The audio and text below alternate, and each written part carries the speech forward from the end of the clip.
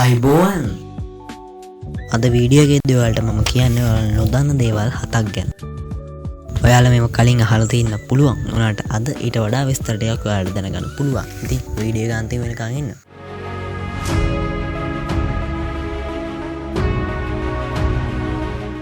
ලෝකයේ වැඩිම පිරිසක් ආහාරයට ගන්න ජනප්‍රියම කෑම වර්ග 10 තමයි මම ඔයාලට මුලින්ම කියලා දෙන්න හදන්නේ. ඉතින් මේකට 10 වෙනි තැන හම්බ වෙනවා අයිස්ක්‍රීම් වලට. ලොකු පොඩි හැමෝම ආහාරයට ගන්න මේ අයිස්ක්‍රීම් අතුරුපසක් විදියටත් ආහාරයට ගන්නවා. ඉතින් මේ ලිස්ට් එකේ 9 වෙනි තැන හම්බ වෙන්නේ ස්ටීක් කියන කෑම වර්ගයට. මේවා හදන්නේ සියලුම මස් වර්ග එකට පුළුස්සා දමලා. ඉතින් ඔන්න රාමෙන් තමයි 8 වෙනියට ලෝකේ ජනප්‍රියම කෑම. ජපානයේ උපත ලබා ලෝක පුරාම ජනප්‍රිය වෙච්ච නූඩ්ල්ස් වර්ගයක් තමයි මේ රාමෙන් කියන්නේ. ඉතින් 7 වෙනි තැන තියෙන්නේ අපි හැමෝම අස බිරියානි. ඉන්දියාව, පාකිස්තානය, ඒ වගේම ශ්‍රී ලංකාවෙත් හරිම ජනප්‍රියයි. ටාකෝස් කියන්නේ 6 වෙනියට ජනප්‍රිය කෑම. මෙක්සිකානු කෑම වර්ගයක්. KFC නිසා ලෝකේ ජනප්‍රිය වෙච්ච ෆ්‍රයිඩ් චිකන් තමයි ඔන්න 5 වෙනි තැන තියෙන්නේ. ඔන්න දැන් මුල් ස්ථාන 4 වෙනි තැන තියෙන්නේ පැස්ටා. මේක ඉතාලියානු කෑම වර්ගයක්. 3 වෙනි තැන ජපානයේ වෙජිටේරියන් කෑම වර්ගයක්. ඒක ඒගොල්ලෝ හඳුන්වන්නේ සුෂි කියලා. ඉතින් ඔන්න පළවෙනිය දෙවනිය තමයි බර්ගර්. ශනික ආහාර වැඩිම කන අයගේ හිතවත්ම ආහාරය කියලා මේක අපිට හඳුන්වන්න පුළුවන්.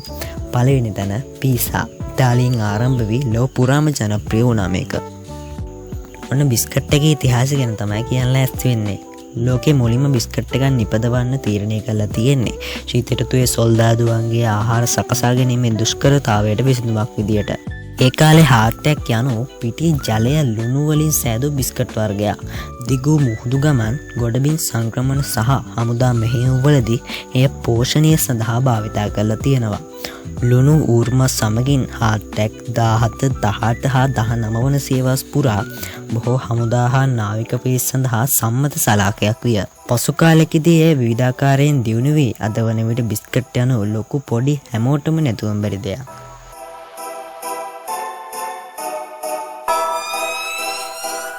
රත්තරන් ආහාරයට ගන්න පුළුවන්ද? ඔව්. අතුරු බාධාවකින් තොරව උපරිම කැරට් 24ක රත්තරන් ප්‍රමාණයක් ඔබට ආහාරයට ගන්න පුළුවන්. පේසිදු රත්තරන් රසායනිකව නිෂ්ක්‍රීය තත්වයේ තියෙන නිසා ඒ ශරීරය හරහා ගොස් අපද්‍රව්‍ය ලෙස ශරීරයෙන් පිට යනවා.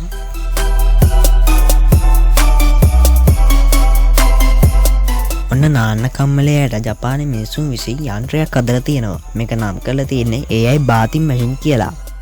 මේකෙන් ඔබ විනාඩි 15න් සෝදලා වේලලා ගන්න පුළුවන්. ඉතින් ඔයාගේ නාන්න කම්මලේ යාළුවට වීඩියෝ එක ෂෙයා කරමුද? ඉතින් අපි දැකලා තියෙන ගොඩක් ගුවන් යානාවල ආලේප කරලා තියෙන වර්ණය තමයි සුදු වර්ණය. මේකට ප්‍රධාන හේතුව තමයි ගුවන් යානයේ සිසිල්ල තබා ගැනීමෙන් වායු සමීකරණ අවශ්‍යතාව අඩු කර ගැනීම. ඒ වගේම ඉන්ධන ඉතිරි කර ගන්නත් පුළුවන්. ඇමරිකාවේ දවල මන්දිරය ගැන අහලා තියෙනවද? ඒකේ කාමර 132ක්, නාන කාමර 35ක් සහ මහල් 6කින් යුක්ත වෙනවා.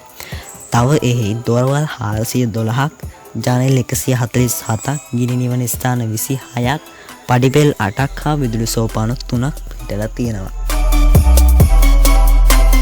ඔයාලා ස්පයිඩර්මෑන් මූවි එක බලලා තියෙනවනේ. ඉතින් මකුළු දැල වියලා එයාලගේ මකුළු දැල ආහාරයට ගන්නවා. මකුළු දැල් වල සිල්ක් නම් ප්‍රෝටීන අඩංගු නිසා නැවත භාවිතයට ගැනීමේ අරමුණින් තමයි මේ දැල් ආහාරයට ගන්න.